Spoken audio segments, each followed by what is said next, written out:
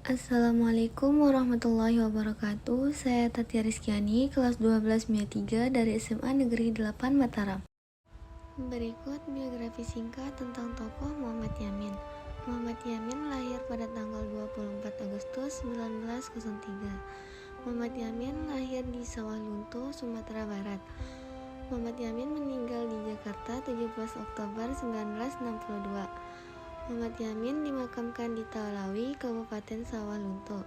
Ayahnya bernama Tuanku Uesman, gelar Baginda Khatib.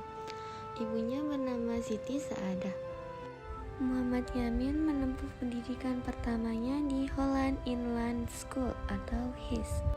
Setelah itu, Muhammad Yamin melanjutkan pendidikannya di Algemeen Middelbaar School atau AMS Yogyakarta. Di AMS, Muhammad Yamin mulai belajar tentang purbakala dan berbagai bahasa mulai dari bahasa Yunani, bahasa Latin, dan bahasa Kai. Setelah lulus dari AMS, Muhammad Yamin berniat melanjutkan pendidikannya ke Leiden, Belanda. Namun niat tersebut ia urungkan karena sang ayah meninggal dunia. Akhirnya Muhammad Yamin melanjutkan pendidikannya di Reschool Gids School ke Batavia, yaitu Sekolah Tinggi Hukum di Jakarta, sekarang Fakultas Hukum Universitas Indonesia. Pada tahun 1932 mendapatkan gelar Master in the Rechten atau Sarjana Hukum. Muhammad Yamin termasuk salah satu pakar hukum dan juga merupakan penyair terkemuka angkatan pujangga baru. Ia banyak menghasilkan karya tulis pada dekade 1920 yang sebagian dari karyanya menggunakan bahasa Melayu. Karya-karya tulis Muhammad Yamin diterbitkan dalam jurnal Jong Sumatera.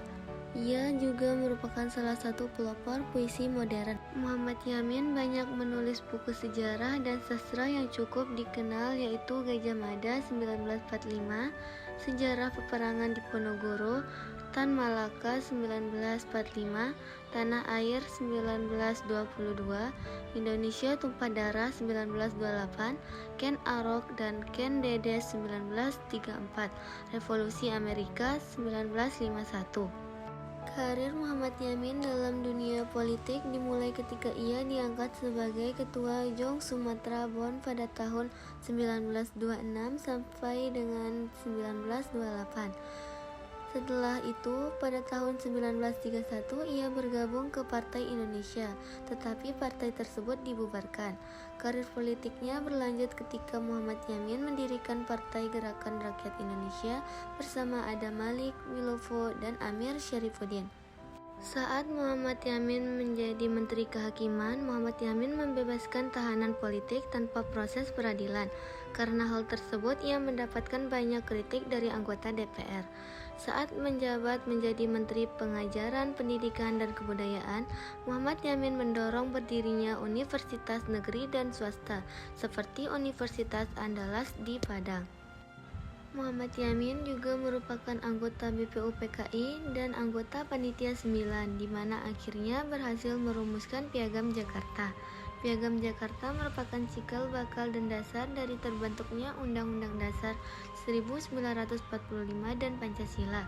Tercatat Muhammad Yamin juga pernah diangkat sebagai anggota Komite Nasional Indonesia Pusat.